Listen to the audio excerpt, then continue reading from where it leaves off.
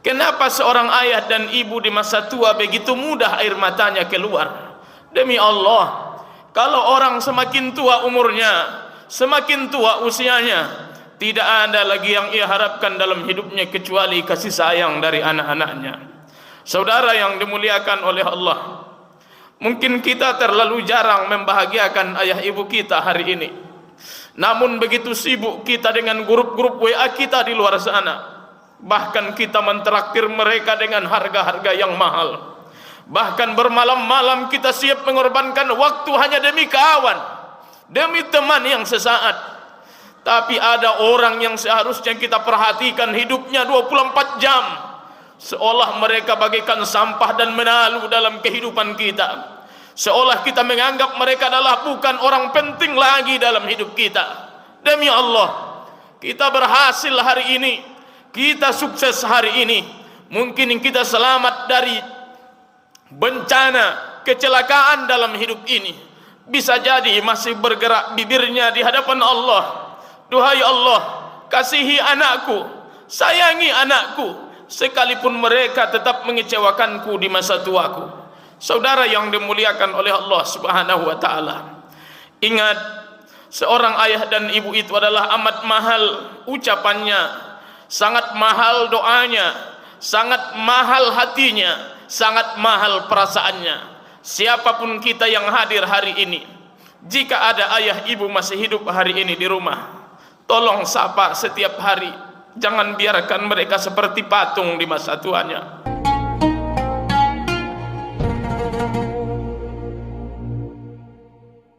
Innal hamdalillah, salatu wassalaman ala Rasulillah wa ala alihi wa ashabihi wa mawalah. Asyhadu an la ilaha illallah wahdahu la syarika lah, wa asyhadu anna Muhammadan abduhu wa rasuluh alladzi la nabiyya ba'dah. Allahumma salli ala sayyidina Muhammad wa ala ali sayyidina Muhammad wa ala alihi wa ashabihi wa dhurriyyatihi wa azwajihi wa ahli baitihi ajma'in. Amma ba'du, fa ya ayyuhal hadirun, usikum wa iyaya binafsi bitaqwallah, faqad fazal muttaqun. Ittaqullah, ittaqullah, ittaqullah haqqa tuqatihi wa la tamutunna illa wa antum muslimun.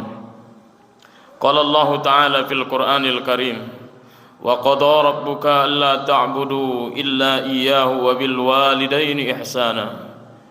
Qala an-nabiy sallallahu alaihi wasallam fi kitabil hadis, jaa rajulun ila an-nabiy sallallahu alaihi wasallam qala ya Rasulullah ma li in qutiltu fi sabilillah. Qala an-nabiy sallallahu alaihi wasallam lakal jannah. Falamma walla rajulan qala an-nabiy sallallahu alaihi wasallam illa ad-dain. Saudara-saudara sidang Jumat yang dimuliakan oleh Allah, kembali kita bersyukur di hari yang mulia ini. Allah masih memberikan kesehatan, kekuatan dan kesempatan kepada kita semua, sehingga kita masih bisa melangkahkan kaki, mengayunkan tangan menuju masjid yang kita cintai ini, dalam rangka menunaikan kewajiban fardu kita, yaitu salat Jumat secara berjamaah. Salawat dan salam ke junjungan alam Nabi besar Muhammad sallallahu alaihi wasallam. Beliau adalah contoh tauladan yang tak tergantikan di sepanjang masa dan zaman. Itulah baginda Nabiuna Muhammad sallallahu alaihi wasallam. Mudah-mudahan esok hari kita duduk bersama beliau di tempat yang mulia, di dalam surganya Allah Subhanahu wa taala, dengan keberkahan salawat yang kita bacakan di setiap harinya. Allahumma salli ala sayyidina Muhammad wa ala ali sayyidina Muhammad. Saudara-saudara sidang Jumat yang dimuliakan oleh Allah, kami selaku khatib tidak akan pernah bosan mengajak kita semua agar senantiasa meningkatkan iman dan takwa kepada Allah Subhanahu wa taala. Karena hanya bermodal iman dan takwalah insyaallah kita selamat dunia, selamat sampai akhirat nanti. Amin ya rabbal alamin. Saudara-saudara sidang Jumat yang dimuliakan oleh Allah Subhanahu wa taala, ada beberapa perbuatan jika kita bermain-main, jika kita lalai di dalamnya, maka balasan perbuatan ini sangat luar biasa apabila kita lakukan, sampai-sampai dia bisa mengalahkan pahala jihad kita andai kita pernah berjihad di dunia ini. Saudara-saudara sidang Jumat yang dimuliakan oleh Allah, andai ada orang yang berjihad hari ini, mati syahid berjuang dalam agama, pahalanya bisa terhapus. Salah satu penyebabnya adalah bagi orang-orang yang mendurhakai orang tuanya. Di masa Nabi ada seorang pemuda yang sangat sayang dan cinta kepada ibunya. Namun di suatu saat pada masa Rasulullah sallallahu alaihi wasallam terjadilah peperangan, dan pemuda ini ingin berjuang membela Rasulullah, membela agama Islam, dan dia berniat agar terbunuh dalam peperangan ini. Namun dalam kehidupannya dia sedang memelihara, menjaga, mengasihi, menghibur, membahagiakan seorang ibunya. Akhirnya di suatu saat tibalah peperangan, para rombongan Rasulullah telah berangkat. Kemudian laki-laki yang tadi tidak bisa ikut bersama rombongan Nabi karena saat itu ibunya sedang menangis di saat ia ingin berangkat ke medan perang ini. Gara-gara ia ingin menenangkan ibunya, dia ingin menenteramkan hatinya, akhirnya laki-laki yang tadi terpisah dari rombongan Nabi. Kemudian setelah ibunya mulai tenang, setelah ibunya sudah mulai mengizinkan yang akan ia pergi untuk berjuang membela agama Islam saat itu, maka pemuda ini mengejar rombongan Rasulullah sallallahu alaihi wasallam. Akhirnya apa yang terjadi? Dilihat Nabi lah pemuda ini.